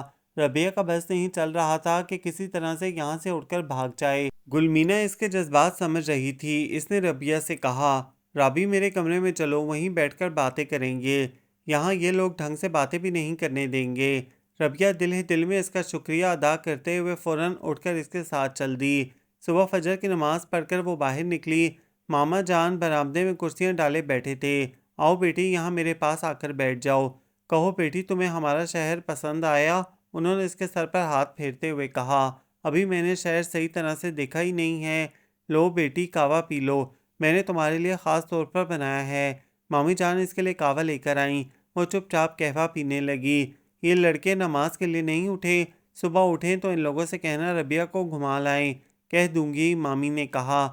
مامی، مجھے تو ناشتے میں آپ کے ہاتھ کے خستہ پراٹھے پسند ہیں، شہر میں بھی آپ کے ہاتھ کے پراٹھے بہت یاد آتے تھے، شاہریز نے ناشتہ کرتے ہوئے کہا۔ اچھا اچھا، زیادہ مکھن مت لگاؤ، اور ہاں، تمہارے ماموں کہہ گئے ہیں کہ ربیہ کو گھما لانا۔ ونڈرفل، ہم سب باغ میں پکنک منانے جائیں گے، تم لوگ چلے جانا، گلمینہ نہیں جائے گی۔ بی بی جان، گلمینہ نے منہ بنایا۔ ارے کچھ ہوش کر، کل تو مایوں بیٹھے گی اور آج تو باغوں میں گھومے گی۔ جانے دینا مامی، آخری بار ساتھ گھومیں گے، پھر اس کی شادی ہو جائے گی تو کہاں سب کے ساتھ گھوم سکے گی۔ ایمل نے سفارش کی تو مامی جان کو اجازت دینی پڑی۔ ناشتے کے بعد وہ لوگ تیار ہو کر جیپ میں ٹھونس ٹھسا کر آم، کینو اور سیب کے باغوں میں آئے۔ شاہریز اور اعزاز خوب سیب اور کینو توڑ توڑ کر سب میں بانٹنے لگے۔ چلو آنکھ مچولی کھیلتے ہیں، یہاں بہت جگہ ہے چھپنے کی۔ اعزاز نے بچوں والا کھیل کھیلنے کی پیشکش کی اور اس کی یہ تجویز کثرت رائے سے منظور کر لی گئی۔ ٹاس کرنے کے بعد سب سے پہلے زوار چور بنا۔ وہ لوگ درختوں کی اوٹ میں جھاڑیوں کے پیچھے گئے۔ کافی تگ و دو کے بعد اس نے پلوشہ کو پکڑ لیا۔ پلوشہ نے لالا رخ کو اور لالا رخ نے شاہریز کو ڈھونڈا۔ یہ گلمینہ، رابی اور گل لالہ بہت چالاک ہیں، ابھی تک قابو میں نہیں آئے، اب میں ان لوگوں کو ضرور پکڑوں گا، شاہریز نے کہا، اور پھر تھوڑی دیر بعد اس نے گھنی جھاڑیوں کے پیچھے چھپی ربیہ کو تلاش کر لیا، اور اب ربیہ کے چور بننے کی باری تھی۔ 50 تک گننے کے بعد اس نے آنکھیں کھول کر دیکھا۔ دور دور تک اسے سوائے اپنے وجود کے کوئی نظر نہیں آ رہا تھا۔ اس نے ممکنہ جگہوں، درختوں اور جھاڑیوں کے پیچھے ہر جگہ دیکھا، لیکن کوئی بھی نظر نہیں آیا۔ اس کے ساتھ یہ سب کچھ زیادہ ہی چالاکی کر گئے۔ قریبی ریسٹ ہاؤس تھے، وہ خود کو تنہا محسوس کر کے کافی گھبرا رہی تھی۔ اس نے کئی بار شاہریز، پلوشہ اور گلمینہ کو آوازیں دیں، لیکن کہیں سے بھی آواز نہیں آئی۔ وہ گھبرا کر ریسٹ ہاؤس کی طرف آئی۔ ہو سکتا ہے اسے ستانے کے لیے یہ لوگ ریسٹ ہاؤس میں چھپ گئے ہوں۔ وہ ریسٹ ہاؤس کے برآمدے میں آئی۔ کمرے کا دروازہ کھلا ہوا تھا۔ اس نے ڈرتے ڈرتے اندر قدم رکھا۔ کمرہ دھول اور مٹی سے اٹا ہوا تھا۔ وہ صوفے کے پیچھے جھانک کر ان لوگوں کو تلاش کر رہی تھی کہ کمرے کا ایک دروازہ ایک زوردار آواز کے ساتھ بند ہو گیا۔ وہ بھاگتی ہوئی دروازے کے پاس آئی اور اسے کھولنے کی کوشش کرنے لگی، لیکن دروازے کی باہر سے کنڈی لگ چکی تھی۔ وہ زور زور سے دروازہ کھٹکھٹانے کے ساتھ ساتھ شاہریز، پلوشہ اور گلمینہ کو آوازیں دینے لگی۔ اچانک چند خوفناک آوازیں آنے لگیں، جنہیں سن کر اس کا دل بند ہونے لگا، اور کھڑکی میں ایک سیاہ سایہ نظر آیا۔ اس کے حلق سے زوردار چیخ نکل گئی۔ وہ سمجھ گئی کہ یقیناً یہ ریسٹ ہاؤس آسیب زدہ ہے۔ اس کو فوراً کھڑکی کے راستے یہاں سے نکلنے کا خیال سوجا، ورنہ کچھ بعید نہیں کہ دروازے کی طرح کھڑکی بھی بند ہو جاتی۔ اس نے جلدی سے کھڑکی سے کود کر چھلانگ لگائی اور ریسٹ ہاؤس سے نکلنے کے لیے بھاگ رہی تھی کہ اچانک کسی سے زور سے ٹکرا گئی۔ ارے ارے بھئی، یہ اس قدر تیزی سے آخر کیوں بھاگ رہی ہیں؟ شدت خوف سے اس کی رنگت زرد ہو رہی تھی۔ اس کے سن ہوتے ہوئے دماغ نے ایمل کی آواز کو محسوس کیا اور پھر وہ بے ہوش ہو گئی۔ ایمل نے فوراً اس کے گرتے وجود کو سنبھالا، تبھی سب لوگ بھاگتے ہوئے اس کے قریب آئے۔ ارے کیا رابی بے ہوش ہو گئی ہے؟ شاہریز نے پریشان ہو کر پوچھا۔ بات کیا ہے؟ یہ بھاگ کیوں رہی تھی؟ ایمل نے پوچھا۔ وہ دراصل ہم نے مذاق میں رابی کو ڈرانے کا سوچا تھا، اسی لیے آپ کو چوکیدار سے صفائی کا کہنے کے لیے بھیج دیا تھا۔ کیا آپ منع کریں گے؟ انتہائی بیوقوف ہو تم لوگ، اور شارز تمہیں پتا ہے کہ یہ کس قدر حساس اور کمزور دل کی مالک ہے، پھر بھی تم نے ان کے ساتھ اس قدر خوفناک مذاق کیا، ایمل نے غصے سے ڈانٹا۔ شارز خود شرمندہ ہو رہا تھا اور پھر وہ اسے ہوش میں لانے کی تدابیر کرتے رہے۔ ہوش میں آنے کے بعد وہ رونے لگی۔ آخر بقیہ پروگرام کینسل کر کے وہ لوگ گھر واپس آ گئے۔ گلمینا کی شادی کا ہنگامہ شروع ہو چکا تھا۔ حویلی مہمانوں سے بھر گئی تھی۔ بی بی جان کے رشتہ دار خواتین اسے گلے لگا کر پیار کرتیں اور پشتوں میں اس سے گفتگو کرتیں۔ وہ گھبرا کر کبھی پلوشہ، لالا رخ یا شارز سے ان کی بات کا مطلب پوچھتی، لیکن ان کے لہجے کی شیرینی کو وہ خود محسوس کر لیتی۔ رابی شام کو مہمان خواتین کو قہوہ بنا کر پیش کر رہی تھی۔ ایمل قریب ہی کھڑے لائٹوں کی فٹنگ کر رہے تھے۔ ایک بزرگ خاتون نے رابی کے سر پر ہاتھ پھیرتے ہوئے پشتوں میں کچھ کہا۔ اس کی کچھ سمجھ میں نہیں آیا۔ اس نے ایمل سے پوچھا کہ یہ کیا کہہ رہی تھیں۔ ایمل کے چہرے پر بہت خوبصورت رنگ بکھرے ہوئے تھے۔ بتا دوں تم گھبرا مت جانا، لیکن ایسی کیا بات کہی ہے جو میں گھبراؤں گی؟ وہ کہہ رہی تھیں کہ گلجان نے بہت پیاری بہو چنی ہے، اللہ جلد سے جلد اسے پوتوں پوتیوں والی بنا دے۔ ایمل کے چہرے پر گہری مسکراہٹ تھی۔ رابی کے جسم کا سارا لہو سمٹ کر چہرے پر آ گیا۔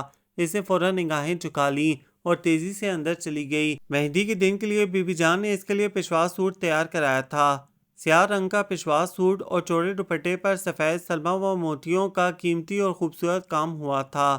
اس نے اتنا بھاری سوٹ پہننے سے انکار کیا، لیکن بی بی جان نے اس کی ایک نہ سنی۔ مجبوراً اس نے پشواس سوٹ پہنا۔ پلوشہ نے اس کے سیاہ گھنے لمبے بالوں کی میڑیاں بنا کر انہیں خوبصورتی سے سنوارا اور بقیہ بال پشت پر کھلے چھوڑ دیے۔ تیار ہو کر جب اس نے آئینے میں دیکھا تو وہ خود کو نہیں پہچان سکی۔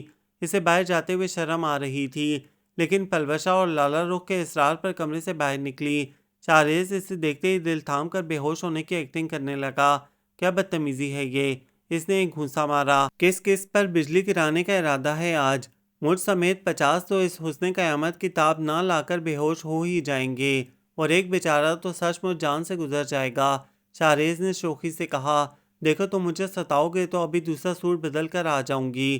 اس نے دھمکی دی۔ ارے نہ نہ، ایسا غضب مت کرنا، کم از کم ایک بندے کو تو اپنا جلوہ حسن دکھاتے نا، ورنہ وہ ساری زندگی اس دیدار کی تڑپ میں آہیں بھرتا رہے گا۔ شارز کی شوخیوں کو آج کسی طرح لگام نہیں دی جا سکتی تھی۔ اس نے گھبرا کر یہاں سے نکل جانے میں ہی عافیت جانی۔ گلمینا کا کمرہ ہی اسے گوشہ عافیت نظر آیا۔ وہ اس کے کمرے میں داخل ہوئی، لیکن بیڈ کے پاس ایمل کھڑے تھے۔ ان کو دیکھ کر اس کے شرم سے پسینے چھوٹ گئے۔ شارز کی آواز کانوں میں گونج رہی تھی۔ ایمل کے ساتھ ساتھ گلمینا بھی اسے دیکھ کر مبہوت ہو کر رہ گئی تھی۔ ایمل کی پرشوق اور ویلہانہ نگاہیں خود پر محسوس کر کے وہ گھبرائے جا رہی تھی۔ اس کی پیشانی پر چمکتے قطرے دیکھ کر ایمل کو ہوش آیا۔ گلمینا دیکھنا، رابی اس وقت بالکل پختون دوشیزہ لگ رہی ہے۔ ہاں بالکل، آج تو رابی اتنی حسین لگ رہی ہے کہ بس۔ رابی میرے پاس آ کر بیٹھ جاؤ۔ گلمینا کو اس کی حالت کا احساس ہو گیا، اس لیے اپنے پاس بلایا۔ اور ہاں ایمل بھائی، اب ان نظروں کا حصار ختم کیجیے اور جائیے یہاں سے، خواہ مخواہ بیچاری کو گھبرائے دے رہے ہیں۔ اچھا اچھا، جاتا ہوں۔ ایمل مسکراہٹ دباتے ہوئے کمرے سے نکل گئے۔ وہ لوگ گلمینا کی مہندی لے کر اس کی سسرال پہنچے۔ لڑکیاں اپنی اپنی مہندی کے تھال میں موم بتیاں روشن کرنے کی ناکام کوشش کر رہی تھیں۔ آخر شارز اور اعزاز مہندی کے تھال میں موم بتیاں جلانے لگے اور ایک ماچس ایمل کی طرف پھینکی۔ گل لالا، ذرا رابی کی مدد کیجیے گا۔ مہندی کا تھال پکڑے رابی کے ہاتھ لرز گئے۔ یہ شہری بھی ایسی ہی الٹی سیدھی حرکتیں کرتا ہے۔ ایمل قریب آ کر موم بتیاں جلانے لگے۔ جلملاتی شعاؤں کا عکس ربیہ کے چہرے پر پڑ کر اسے مزید حسین اور خوابناک بنا رہا تھا۔ ایمل کچھ دیر نظروں کے راستے اسے دل میں اتارتے رہے اور پھر پلٹ کر ان لوگوں کے پاس آ گئے۔ لڑکیاں گانے گاتی ہوئیں اندر آئیں اور پھر رات گئے مہندی کی تقریب سے گھر واپس آ گئے۔ شادی کی تمام تقریبات ختم ہو چکی تھیں۔ 4-5 دن بعد ان لوگوں کی واپسی کا ارادہ تھا۔ بی بی جان نے صحیح کہا تھا، اس کا یہاں سے واپس جانے کو بالکل دل نہیں چاہ رہا تھا۔ یہاں اسے اتنی محبتیں، اتنا پیار ملا تھا کہ ان لوگوں کے خلاف اس کے دل میں جو جذبات تھے وہ اسے ختم کرنے ہی پڑے۔ اس دن رات کے کھانے کے بعد وہ اور پلوشہ رات دیر تک لان میں ٹہلتی رہیں۔ کافی دیر بعد شارز بھی وہیں آ گیا۔ پلوشہ ان لوگوں کے واپس جانے پر بہت اداس تھی۔ وہ نیند آنے کا بہانہ کر کے ان لوگوں کو باتیں کرنے کا موقع دے کر اپنے کمرے میں آنے لگی۔ زوال کے کمرے کے سامنے سے گزرتے ہوئے ایمل کی آواز سن کر اس کے قدم آہستہ ہو گئے۔ ایمل کہہ رہا تھا، یار زوال، بس کل صبح اجالا ہونے سے پہلے ہی چل دیں گے۔ یوں بھی ہمارے جانے میں 2-4 دن رہ گئے ہیں، پھر کہاں اتنا بہترین موقع ملے گا۔ ہاں وہ تو ٹھیک ہے، لیکن پھوپھی جان سے اجازت لے لینا۔ نہیں یار، ایسا غضب بھی مت کر دینا، بی بی جان کبھی اجازت نہیں دیں گی اور 100 جوتے الگ ماریں گی۔ بقول ان کے ہماری یہ ظالمانہ حرکتیں انہیں بالکل پسند نہیں۔ ان دونوں کی محمل گفتگو اس کی بالکل سمجھ میں نہیں آ رہی تھی۔ اس نے تجسس سے مجبور ہو کر کمرے میں جھانکا اور اس کا دل دہل کر رہ گیا۔ ایمل اور زوار دونوں بڑی بڑی رائفلیں صاف کرنے میں مصروف تھے۔ ان کی تمام گفتگو کا مقصد اب اس کی سمجھ میں آ گیا تھا۔ تو میرا اندازہ درست تھا، یہی تھے وہ لوگ جو میری ماں اور بھائی کے قاتل ہیں، اور بقول بی بی کے یہ ظالمانہ حرکتیں وہی ہیں جو ان لوگوں نے ہم پر توڑی تھیں۔ اس کا دل تیزی سے دھڑکنے لگا، حلق خشک ہو گیا۔ اگر ان لوگوں کو پتہ چل گیا کہ میں نے ان کی باتیں چھپ کر سن لی ہیں تو یہ تو مجھے بھی قتل کر دیں گے۔ اس نے جلدی سے اپنے کمرے میں آ کر دروازہ بند کر لیا۔ میں اپنے دشمنوں کے گھر میں پناہ گزین ہوں۔ بی بی جان یقیناً بہت اچھی ہیں، جبھی وہ ان لوگوں کو منع کرتی ہیں۔ اوف میرے خدا، میں کیا کروں؟ اب کل پھر یہ کسی علاقے میں جا کر اسی طرح قتل و غارت گری کریں گے۔ نہ جانے کتنے بھائیوں کا خون بہے گا، کتنی مائیں اپنی بیٹیوں کی حفاظت کرتے مر جائیں گی، اور کتنی بیٹیاں ان کی موت پر آوازاری بھی نہیں کر سکیں گی، اپنی چیخوں کا اندر ہی اندر گلا گھونٹ لیں گی۔ نہیں نہیں، اب ایسا نہیں ہوگا، میں اب یہ سب نہیں ہونے دوں گی۔ میں اپنی ماں کی بے نور آنکھوں کا اور اپنے بھائی کے لہو کا انتقام لوں گی، میں اسے مار ڈالوں گی۔ میں بھی کتنی پاگل تھی، ایسے شخص سے محبت کر بیٹھی جس نے میری محبتوں کو قتل کر دیا، لیکن اس محبت کو میں اپنے ہاتھوں سے ختم کروں گی۔ اس کی آنکھوں سے وحشت برسنے لگی، اس بزدل لڑکی میں جو ایک لال بیک مارتے ہوئے ڈرتی تھی۔ نہ جانے کہاں سے اتنی ہمت آ گئی تھی کہ ایک انسانی جان کو ختم کرنے کے در پہ تھی۔ نیند اس کی آنکھوں سے کوسوں دور تھی، اس کے لیے وقت کاٹنا مشکل ہو رہا تھا۔ آخر رات کے 2:30 بجے وہ چپکے سے اٹھی، اپنا موٹا سا تکیہ بغل میں دبایا، دروازہ کھول کر راہداری میں بے آواز قدموں سے چلتی ہوئی وہ ایمل کے کمرے کے پاس آئی۔ دروازے کو ہلکا سا پش کیا، دروازہ اندر سے بند نہیں تھا، اس لیے کھلتا چلا گیا۔ بیڈ روم میں ہلکی نیلی خوابناک روشنی پھیلی ہوئی تھی، کھڑکی سے ہوتی ہوئی چاندنی بھی بیڈ روم میں بکھری ہوئی تھی۔ ایمل گہری نیند سو رہا تھا، وہ آہستہ آہستہ بیڈ کے قریب آ کر کھڑی ہو گئی۔ چاندنی اور ہلکی نیلی ملی جلی روشنی میں ایمل کا چہرہ بہت خوابناک اور معصوم دکھائی دے رہا تھا۔ ایک لمحے کو اس کا ارادہ کمزور پڑنے لگا۔ ہو سکتا ہے میں نے غلط سنا ہو، ایمل ایسے نہیں ہو سکتے، لیکن ایسا نہیں تھا۔ اس نے بہوش و حواس خود اپنے کانوں سے سنا تھا۔ اس کی آنکھوں میں اپنی ماں اور بھائی کے چہرے گھومنے لگے، اور پھر اس نے اپنا تکیہ سوئے ہوئے ایمل کے منہ پر رکھ دیا اور زور سے دبانے لگی۔ فوراً ہی ایمل کی آنکھ کھل گئی۔ کچھ دیر تو اس کی کچھ سمجھ میں نہ آیا کہ کیا ہو رہا ہے، اس کا دم گھٹنے لگا تھا۔ اس نے اپنے دونوں ہاتھوں سے تکیہ پکڑا اور ایک جھٹکے سے اپنے منہ پر سے ہٹایا۔ ربیہ جو تکیے کو زور سے دبا رہی تھی، جھٹکا کھا کر اس کے قریب بیڈ پر گر پڑی۔ اسے دیکھ کر ایمل کو انتہائی شوق پہنچا۔ وہ سوچ بھی نہیں سکتا تھا کہ اس کی جان لینے والی ربیہ ہو سکتی ہے۔ اسے حیرت اور دکھ کا شدید جھٹکا لگا تھا۔ ربیہ فوراً اٹھ کر کھڑی ہو گئی۔ تم میری جان لینے آئی ہو، مجھے ختم کرنے آئی ہو؟ تمہارے ذہن میں بیٹھا ہوا شک اور انتقام کا وہ ناگ ختم نہیں ہوا؟ وہ بیڈ پر اٹھ کر بیٹھ گیا، غصے سے اس کا رواں رواں سلگ رہا تھا۔ تم انتہائی پست ذہنیت کے مالک ہو، تمہارا ظرف انتہائی چھوٹا ہے، تم ابھی تک اس بات کو نہیں بھلا سکی۔ مجھے اس بات کا غصہ نہیں کہ تم مجھے مارنے آئی تھیں، غصہ اس بات کا ہے کہ تمہاری نفرت ابھی تک ختم نہیں ہوئی، ہماری محبتیں بھی تمہاری نفرتوں کو ختم نہیں کر سکیں۔ اب کھڑی کیوں ہو؟ اگر تمہاری نفرت اسی طرح ختم ہو سکتی ہے، تمہارا جذبہ انتقام اسی طرح سرد ہو سکتا ہے، تو آؤ مار ڈالو مجھے، گلا گھونٹ دو میرا، ختم کر دو مجھے۔ وہ شدید غصے میں لیکن آہستہ آواز میں کہہ رہا تھا۔ ربیہ سر جھکائے کھڑی تھی۔ ایمل کی تلخ باتوں کے تیر اس کے دل کو جا کر لگ رہے تھے۔ اس کا دل چاہ رہا تھا کہ کہے کہ اگر تم اتنے ہی معصوم ہو تو کل کدھر ظالمانہ حرکتیں کرنے جا رہے ہو، لیکن اس کے لبوں پر چپ کے قفل لگے تھے۔ ایمل کی نفرت و حقارت اس سے برداشت نہیں ہو رہی تھی۔ تم مجھے نفرت سے مارنے کیوں آئیں؟ تم تو مجھے اپنی محبتوں سے ہی مار ڈالتی تو میں ختم ہو جاتا، اس نے انتہائی دکھ سے کہا۔ یا تو تم جس مقصد سے آئی ہو وہ پورا کرو، مجھے ختم کر دو، یا پھر یہاں سے چلی جاؤ، میں تمہاری صورت نہیں دیکھنا چاہتا۔ کرب و اذیت اس کے لہجے سے جھلک رہی تھی۔ وہ تیزی سے مڑی۔ سنو، یہ تکیہ لے جاؤ، اپنی نفرت کی نشانی یہاں کیوں چھوڑے جا رہی ہو؟ وہ تکیہ لے کر بھاگتی ہوئی اپنے کمرے میں آ گئی، دروازہ بند کر کے بیڈ پر گر کر تڑپ تڑپ کر رونے لگی۔ وہ آج ایمل کی نظروں کے ساتھ ساتھ خود اپنی نظروں سے بھی گر گئی تھی۔ اسے خود اپنے آپ سے نفرت محسوس ہو رہی تھی۔ صبح بی بی جان کو، شاہریز کو اور سب لوگوں کو جب پتہ چلے گا تو وہ ان لوگوں کی نفرت کیسے برداشت کر پائے گی۔ اس کا دل تڑپ تڑپ کر دعا مانگ رہا تھا کہ وہ صبح سے پہلے پہلے مر جائے، لیکن موت اتنی آسانی سے کہاں آتی ہے۔ البتہ نیند ضرور آ جاتی ہے، سو وہ بھی سو گئی۔ رابی گھوڑے گدھے بیچ کر سو رہی ہو، جو اس قدر نیند آ رہی ہے۔ صبح فجر کے وقت بھی نہیں اٹھی اور اب 10 بج رہے ہیں، سب ناشتہ کر چکے ہیں اور میں نے تمہاری وجہ سے ابھی تک ناشتہ بھی نہیں کیا۔ جلدی اٹھو، پیٹ میں چوہے دوڑ رہے ہیں۔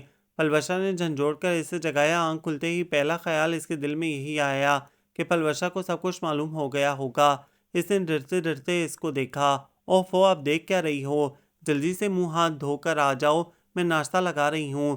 پلوشا اس کو اٹھنے کا کہہ کر چلی گئی۔ وہ منہ ہاتھ دھو کر مرے مرے قدموں سے کمرے میں آئی۔ جلدی بیٹھو، بہت بھوک لگ رہی ہے۔ وہ آہستہ آہستہ کھانے لگی۔ نوالے اس کے حلق میں پھنس رہے تھے۔ شاہریز گنگناتا ہوا اندر آیا۔ یہاں ابھی تک ناشتہ بھی نہیں ہوا اور ادھر ناشتہ کیے ہوئے اتنا وقت ہو گیا کہ اب تمہارے ساتھ دوسری شفٹ کروں گا۔ کتنا کھاتے ہو تم؟ یعنی دوسری مرتبہ ناشتہ کرو گے؟ پلوشا نے آنکھیں پھاڑی۔ پہلا ناشتہ ہمارا 5 بجے ہوا تھا، جب گل لالا اور زوار بھائی جانے کی تیاریاں کر رہے تھے۔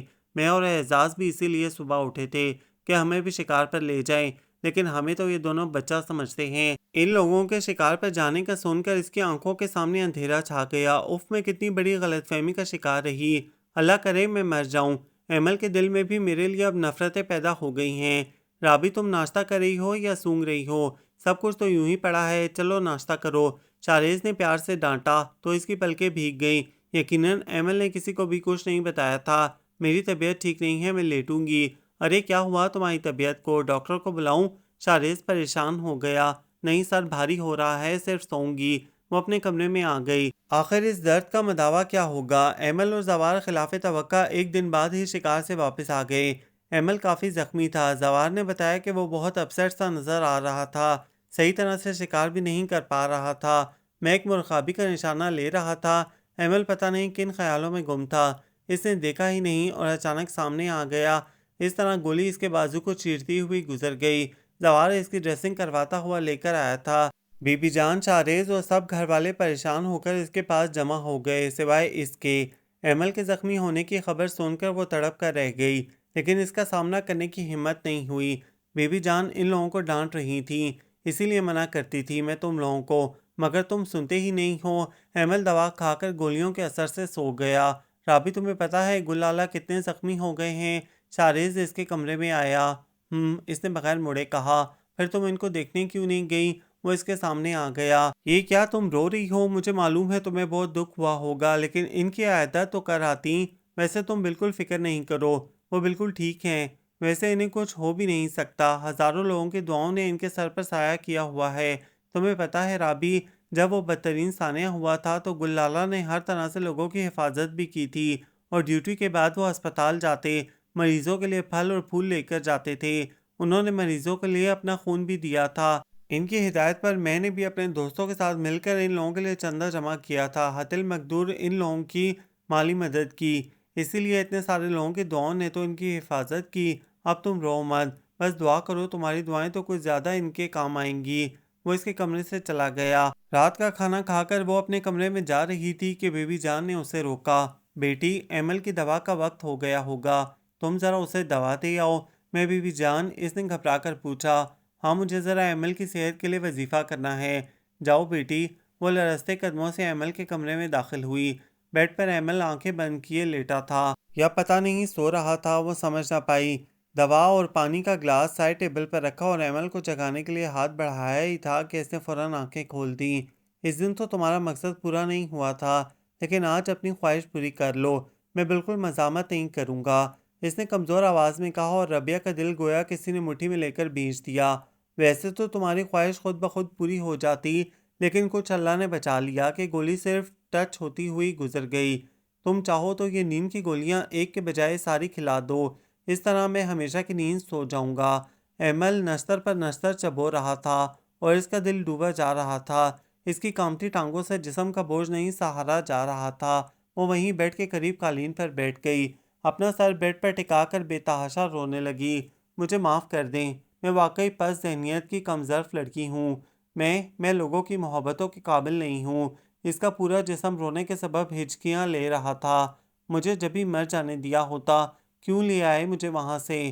میں پاگل ہوں، مجھے مر جانے دیں، مجھے وہیں پھینک آئے، میں نہیں ہوں آپ لوگوں کے قابل۔ میں نے خود آپ کی محبت کو نفرت میں بدل لیا، خود اپنے ہاتھوں اپنی محبت کو ختم کر دیا۔